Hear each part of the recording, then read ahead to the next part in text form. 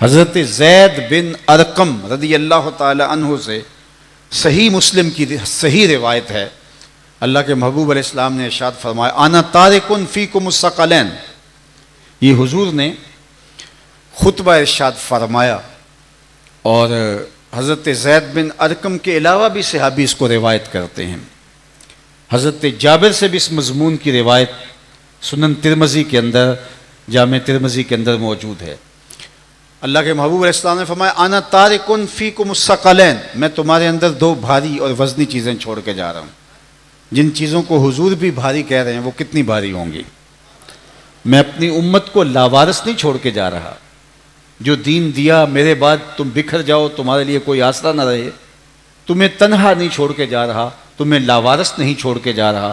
تمہیں دو بھاری اور تمہیں دو ثقیل چیزیں دے کے جا رہا ہوں. ان میں سے پہلی چیز اولہما کتاب اللہ فیہ الہدی والنور فخذوا بکتاب اللہ واستمسکوا بہ. اللہ کے محبوب نے فرمایا ان میں سے پہلی چیز اللہ کی کتاب قرآن مجید. فخذوا بکتاب اللہ، اللہ کی کتاب کو مضبوطی کے ساتھ پکڑ لو.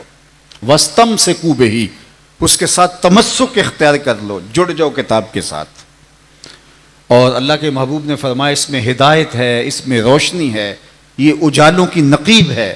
اس کے ساتھ وابستگی، قرآن کے ساتھ جڑاؤ، قرآن کے ساتھ دل بستگی، تعلق خاطر تمہیں گمراہ نہیں ہونے دے گا. اللہ اکبر. اور دوسری حضرت جابر والی حدیث میں کہ حبل ممدود من السماء الی الارض، یہ آسمان سے زمین کی طرف اللہ کی لٹکتی ہوئی رسی ہے. اللہ اکبر. یہ وہ کتاب ہے کہ اس کو اللہ کی حبل ممدود کہا گیا، یہ اللہ کی لٹکتی ہوئی رسی قرار دی گئی. بلکہ ایک حدیث پاک ہے، وہ جب میں نے زندگی میں پہلی مرتبہ پڑھی وہ نشہ کبھی بھول نہیں پایا. فرمایا کہ یہ قرآن اللہ کی وہ لٹکتی ہوئی رسی ہے جس کا ایک سرا تمہارے ہاتھ میں ہے، دوسرا سرا تمہارے رب کے ہاتھ میں ہے. اس کتاب کے ساتھ وابستگی اختیار کرنے والا کبھی بھی گمراہ نہیں ہو سکتا. یہ اجالوں کی نقیب ہے، یہ روشنیوں کا مینارہ نور ہے، یہ ہدایت کا سر چشمہ ہے. اس کی فکر کبھی بھی فرسودہ نہیں ہوگی، اس کا فلسفہ کبھی پرانا نہیں ہوگا. یہ ہر دور کی ضرورت کی تکمیل کرے گی کتاب. یہ ہدایت کا وہ روشن مینارہ ہے کہ جس کے اجالوں کے اندر تم زندگی گزارنا کا ڈھب سیکھ سکتے ہو. گر تو می خواہی مسلمان زیستن، نیست ممکن جز بقرآن زیستن. اقبال نے کہا اگر تو مومن بن کے جینا چاہتا ہے تو قرآن کے بغیر تو ایک لمحہ بھی نہیں جی سکتا. اس قرآن سے تیرا تعلق، تیری وابستگی، تیرا دل کا ربط جو ہے وہ تجھے شاد کام کر دے گا اور تجھے کبھی بھی گمراہ نہیں ہونے دے گا. کاش کہ ہم اس کتاب سے جڑ جائیں، اس سے وابستگی اختیار کر لیں، اس سے تعلق خاطر اختیار کر لیں.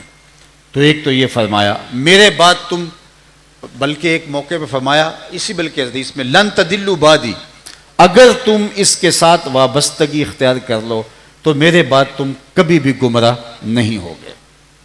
ایک تو قرآن کے ساتھ جڑاؤ، قرآن کے ساتھ جڑت، قرآن کے ساتھ تمہارا تعلق، اس سے وابستہ ہو جاؤ، اس کے ساتھ تعلق مضبوط کر لو.